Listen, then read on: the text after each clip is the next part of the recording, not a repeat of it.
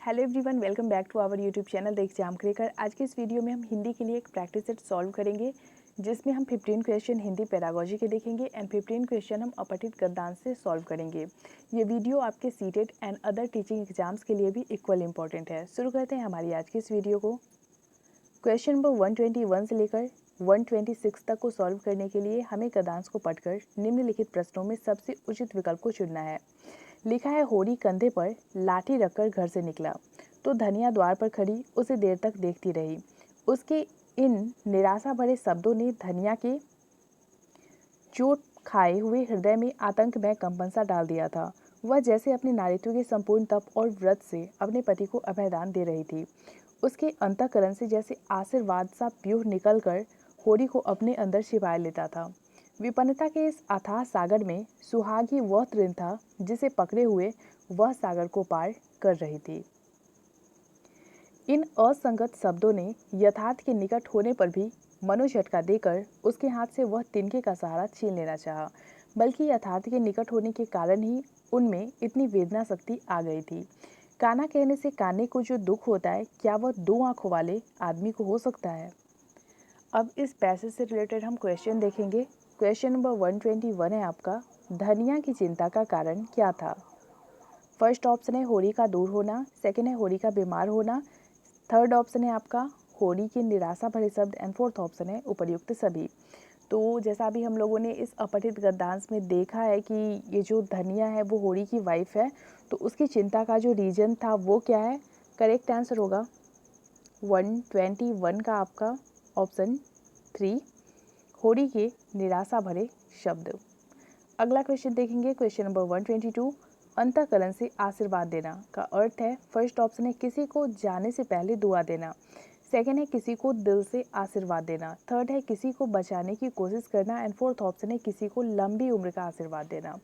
तो अंतःकरण से आशीर्वाद देना, इसका अर्थ क्या होगा?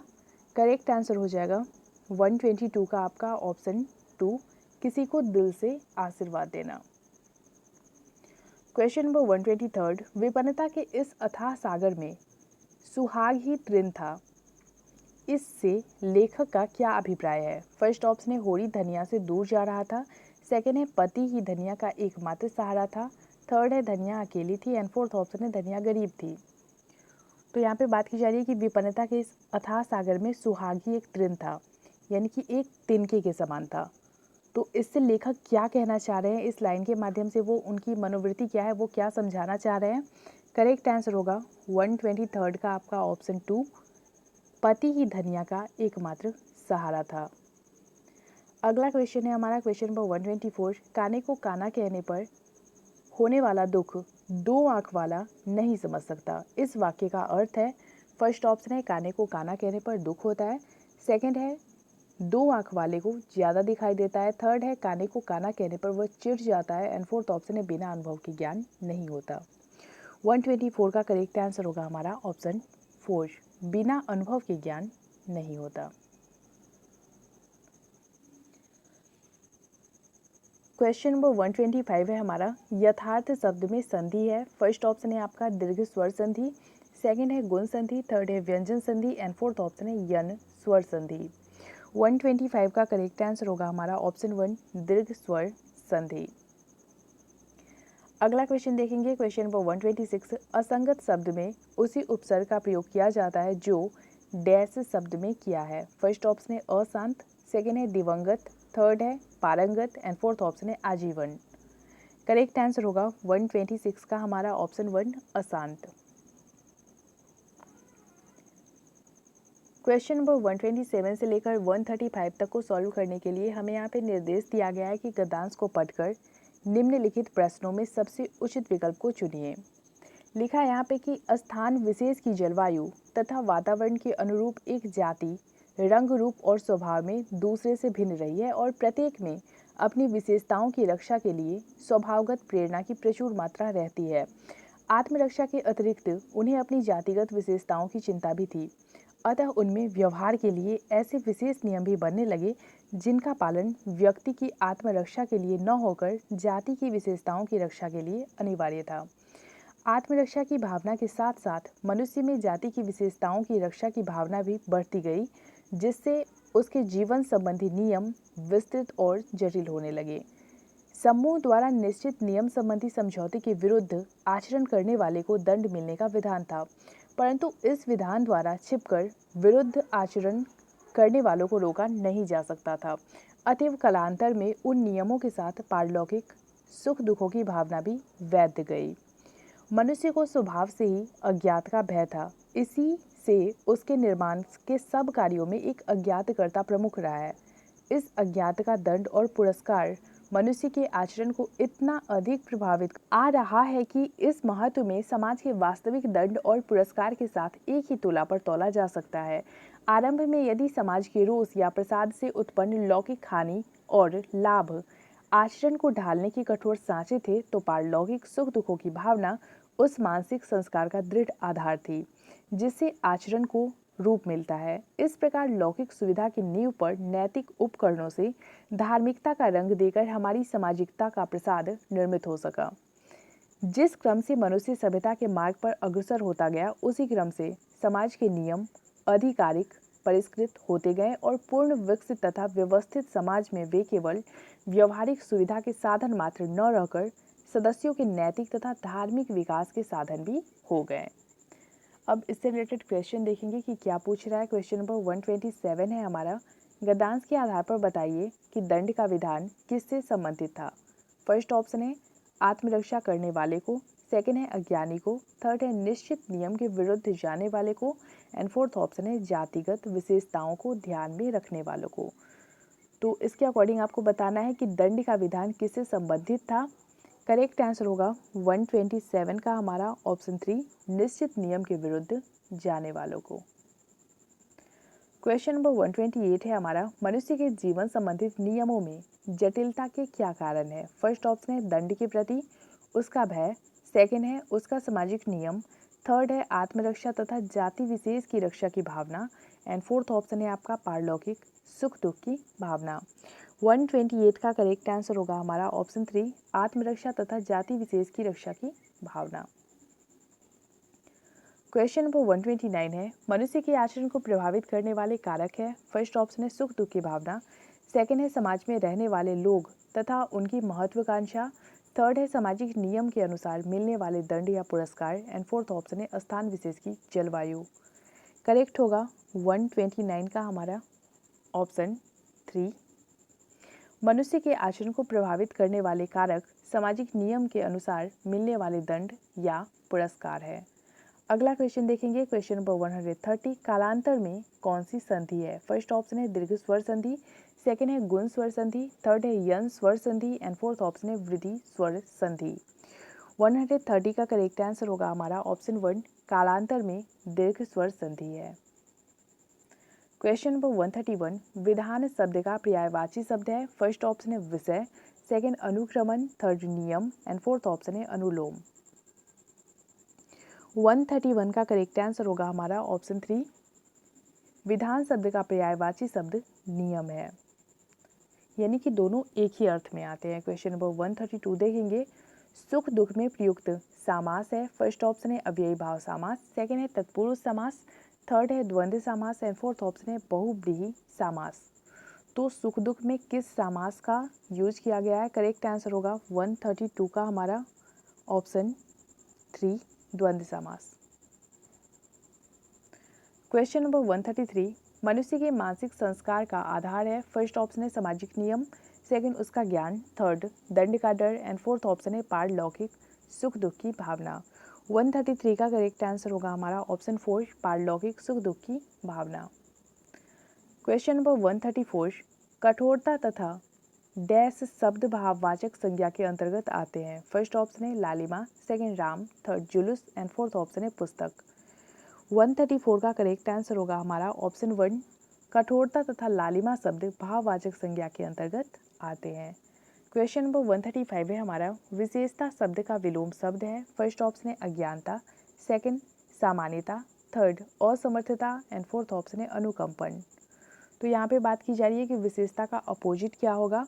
करेक्ट आंसर होगा 135 का हमारा ऑप्शन 2, सामान्यता। क्वेश्चन नंबर 136 से लेकर 150 तक को सॉल्व करने के लिए हमें निर्देश दिया गया है कि नीचे दिए गए प्रश्नों में सबसे उचित विकल्प का चयन कीजिए। क्वेश्चन नंबर 136 है आपका, भाषा का प्रयोग फर्स्ट ऑप्शन है केवल पाठ्य पुस्तक में होता है, ऐसा तो बिल्कुल भी नहीं है। सेकंड है केवल मुद्रित सामग्री में होता है, ऐसा भी नहीं है। थर्ड है जीवन के विभिन्न संदर्भों में होता है एंड फोर्थ ऑप्शन है केवल परीक्षा में होता है। तो भाषा का जो यूज है वो कहीं भी सीमित नहीं है, जो सिर्फ पाठ्य पुस्तक में होगा या फिर मुद्रित सामग्री में होगा या फिर सिर्फ एग्जाम में होगा। तो 1, 2 एंड 4 ये तीनों गलत है और ऑप्शन 3 जो है वो सही है। अगला क्वेश्चन है हमारा क्वेश्चन नंबर 137। बच्चे विद्यालय आने से पहले फर्स्ट ऑप्शन है अपनी भाषा की नियमबद्ध व्यवस्था की व्यवहारिक कुशलता के साथ आते हैं। सेकंड है कोरी स्लेट होते हैं। थर्ड है भाषा का समुचित उपयोग करने में समर्थ नहीं होते एंड फोर्थ ऑप्शन है भाषा के चारों कौशलों पर पूर्ण अधिकार रखते हैं। तो यहाँ पे बात की जा रही है बच्चे जब विद्यालय आते हैं उससे पहले वो भाषा की किस टाइप से जानकार होते हैं, उनकी कितनी समझ होती है भाषा के बारे में। करेक्ट आंसर होगा 137 का आपका ऑप्शन 1, अपनी भाषा की नियमबद्ध व्यवस्था की व्यवहारिक कुशलता के साथ आते हैं। क्वेश्चन नंबर 138 है हमारा, भाषा फर्स्ट ऑप्शन है विद्यालय में ही सीखी जाती है। सेकंड है एक नियमबद्ध व्यवस्था है। थर्ड है सदैव व्याकरण के नियमों का ही अनुगमन करती है एंड फोर्थ ऑप्शन है नियमों की जानकारी से ही निखरती है। तो 1, 3 एंड 4 देखिएगा तो फोर्सली कहा जा रहा है कि विद्यालय में ही सीखी जाती है। फिर यहाँ ऑप्शन 3 में दे रखा है कि व्याकरण के नियमों का ही अनुगमन करती है एंड फोर्थ ऑप्शन में दे रखा है कि नियमों की जानकारी से ही निखरती है। तो ये तीनों जो है वो नेगेटिव वर्ड है, तो ऑप्शन 2 जो है हमारा वो सही हो जाएगा। भाषा एक नियमबद्ध व्यवस्था है। क्वेश्चन नंबर 139 देखेंगे, भाषा सीखने के लिए कौन सा कारक सर्वाधिक महत्वपूर्ण है। फर्स्ट ऑप्शन है भाषा की व्याकरणिक नियम। सेकेंड है पाठ पर आधारित प्रश्नोत्तर। थर्ड है भाषा की पाठ्य पुस्तक एंड फोर्थ ऑप्शन है समृद्ध भाषिक वातावरण। 139 का करेक्ट आंसर होगा हमारा ऑप्शन 4, भाषा सीखने के लिए सर्वाधिक महत्वपूर्ण कारक समृद्ध भाषिक वातावरण है, या फिर ये कहीं कहीं आपको समृद्ध भाषिक परिवेश भी लिखा मिल सकता है। क्वेश्चन नंबर 140, नीचे दी गई परिभाषाओं में श्याम सुंदर दास की परिभाषा कौन सी है। फर्स्ट ऑप्शन है भाषा ध्वनि संकेतों का व्यवहार है। सेकंड ऑप्शन है भाषा संसार का नादमय चित्र है, ध्वनि में स्वरूप है, यह विश्व की हृदय तंत्री की झंकार है। थर्ड ऑप्शन है आपका कि भाषा निश्चित प्रयत्न के फलस्वरूप मनुष्य के मुख से निस्तृत वह सार्थक ध्वनि समष्टि है जिसका विश्लेषण और अध्ययन हो सके एंड फोर्थ ऑप्शन है भाषा जीवन का आधार है। तो श्याम सुंदर दास जी ने भाषा की क्या परिभाषा दी है वो बताना है आपको। करेक्ट आंसर होगा 140 का हमारा ऑप्शन 1, भाषा ध्वनि संकेतों का व्यवहार है। क्वेश्चन नंबर 141 देखेंगे, किसी महत्वपूर्ण विषय को किस माध्यम से ग्रहण किया जाता है। फर्स्ट ऑप्शन है बोलने एवं सुनने के माध्यम से। सेकंड है पढ़ने एवं लिखने के माध्यम से। थर्ड है बोलने एवं लिखने के माध्यम से एंड फोर्थ ऑप्शन है सुनने एवं पढ़ने के माध्यम से। करेक्ट आंसर होगा 141 का हमारा ऑप्शन 4, सुनने एवं पढ़ने के माध्यम से हम किसी महत्वपूर्ण विषय या फिर भाषा को ग्रहण करते हैं। ऑप्शन 1 में बोलने की बात की जा रही है, ऑप्शन 2 में लिखने की बात की जा रही है एंड ऑप्शन 3 में भी बोलने की बात की जा रही है। तो इन कौशलों का यूज अभिव्यक्ति के लिए होता है और यहाँ पे ग्रहण करने की बात की जा रही है, इसलिए ऑप्शन 4 जो है हमारा सुनना एवं पढ़ना ये ग्रहणात्मक कौशल है, इसलिए ऑप्शन 4 जो है हमारा वो सही होगा। क्वेश्चन नंबर 142 है हमारा, भाषा के प्रश्न पत्र में आप किस प्रश्न को रखना चाहेंगे। फर्स्ट है संज्ञा की परिभाषा बताइए। सेकंड है किसी ऐसी घटना का वर्णन कीजिए जब आपको बहुत मजा आया हो। थर्ड है चांदनी रात में नौका विहार शीर्षक पर निबंध लिखिए एंड फोर्थ ऑप्शन है विशेषण शब्द के 2 उदाहरण दीजिए। तो भाषा के प्रश्न पत्र में किस टाइप के क्वेश्चन होने चाहिए। करेक्ट आंसर होगा 142 का आपका ऑप्शन 2, किसी ऐसी घटना का वर्णन कीजिए जब आपको बहुत मजा आया हो। तो ऐसे क्वेश्चन अगर आप करते हो किसी भी स्टूडेंट से तो इसका जो वो उत्तर देंगे वो बंधे बंधाए नहीं होंगे, यानी कि मुक्त उत्तर वाले ये प्रश्न है। वो 143, साबिया प्रत्येक सोमवार को अपने विद्यार्थियों से कहानी या कविता सुनती है। इस प्रक्रिया के द्वारा विद्यार्थियों के किस कौशल का मूल्यांकन किया जा सकता है। फर्स्ट है लेखन कौशल, सेकंड उच्चारण कौशल, थर्ड पठन कौशल एंड फोर्थ ऑप्शन है श्रवण कौशल। तो साबिया एक टीचर है जो अपने स्टूडेंट्स से कहानी या फिर कविता सुनती है, तो इस प्रक्रिया के द्वारा वो विद्यार्थियों के किस कौशल का मूल्यांकन कर रही हैं ये बताना है आपको। करेक्ट होगा 143 का हमारा ऑप्शन 2, उच्चारण कौशल। क्वेश्चन नंबर 144 है, एक ही कक्षा के दो छात्र विभिन्न प्रकृति के हैं, एक बुद्धिमान तथा दूसरा कमजोर है। एक शिक्षक के तौर पर आप क्या करोगे? फर्स्ट ऑप्शन है कमजोर छात्र की ओर ध्यान नहीं देना चाहिए। सेकंड है कक्षा का आधार केवल बुद्धिमान छात्रों को मानना चाहिए। थर्ड है शिक्षण में कमजोर तथा बुद्धिमान दोनों छात्रों को आधार मानना चाहिए। एंड फोर्थ ऑप्शन है कमजोर छात्र को कक्षा में आगे बैठने के लिए बोलेंगे। 144 का करेक्ट आंसर होगा हमारा ऑप्शन 3। शिक्षण में कमजोर तथा बुद्धिमान दोनों छात्रों को आधार मानना चाहिए। क्वेश्चन नंबर 145 है हमारा, नीचे दिए गए विकल्पों में से कौन सा उदाहरण भाषा दोष की नहीं है? फर्स्ट ऑप्शन है अस्पष्ट वाणी, सेकंड गलत उच्चारण, थर्ड है हकलाना या तुतलाना, एंड फोर्थ ऑप्शन है बड़बड़ाना। 145 का करेक्ट आंसर होगा हमारा ऑप्शन 4 बड़बड़ाना। क्वेश्चन नंबर 146 है हमारा, भाषा सीखने में मातृभाषा का व्याघात फर्स्ट ऑप्शन है पूर्ण रूप से होता है, सेकंड है नहीं होता है, थर्ड है होता है, एंड फोर्थ ऑप्शन है आंशिक रूप से होता है। 146 का करेक्ट आंसर होगा हमारा ऑप्शन 3, भाषा सीखने में मातृभाषा का व्याघात होता है। क्वेश्चन नंबर 147 है आपका, भाषा सीखने में होने वाली त्रुटियों के संबंध में कौन सा कथन सत्य नहीं है? फर्स्ट ऑप्शन है त्रुटियां अस्थायी होती है, सेकंड है भाषा सीखने में होने वाली त्रुटियां अस्थायी होती है, थर्ड है भाषा सीखने में होने वाली त्रुटियां यह समझने में मदद करती है कि बच्चे के मस्तिष्क में क्या चल रहा है, एंड फोर्थ ऑप्शन है त्रुटियां सीखने सिखाने की प्रक्रिया का अभिन्न अंग है। करेक्ट होगा 147 का हमारा ऑप्शन 2, क्योंकि ऑप्शन 2 में कहा जा रहा है कि भाषा सीखने में होने वाली त्रुटियां अस्थायी होती है। यदि आप भाषा सीखते समय किसी भी चीज़ को गलत करते हो तो वो अस्थायी रह जाएगी, यानी कि आप हमेशा करते रहोगे, तो ये तो बिल्कुल गलत है, इसलिए ऑप्शन 2 जो है हमारा वो सही होगा। क्वेश्चन नंबर 148, पाठ के अंत में अभ्यास और गतिविधियों का उद्देश्य डैश नहीं है? फर्स्ट ऑप्शन है सृजनात्मकता का विकास करना, सेकेंड है बच्चों को अभिव्यक्ति के अवसर प्रदान करना, थर्ड है प्रश्नों के उत्तर सरलता से याद करवाना, एंड फोर्थ ऑप्शन है भाषा का विस्तार करना। 148 का करेक्ट आंसर होगा हमारा ऑप्शन 3, क्योंकि शिक्षा मनोविज्ञान के अनुसार याद करना एकदम गलत है, इसलिए ऑप्शन 3 जो है वो पाठ के अंत में अभ्यास की गतिविधियों में नहीं आएगा। क्वेश्चन नंबर 149, परीक्षण तथा निरीक्षण इनमें से किस विधि का हिस्सा है? फर्स्ट ऑप्शन है निदानात्मक, सेकंड उपचारात्मक, थर्ड निदानात्मक तथा उपचारात्मक दोनों का, एंड फोर्थ ऑप्शन है निगमन विधि।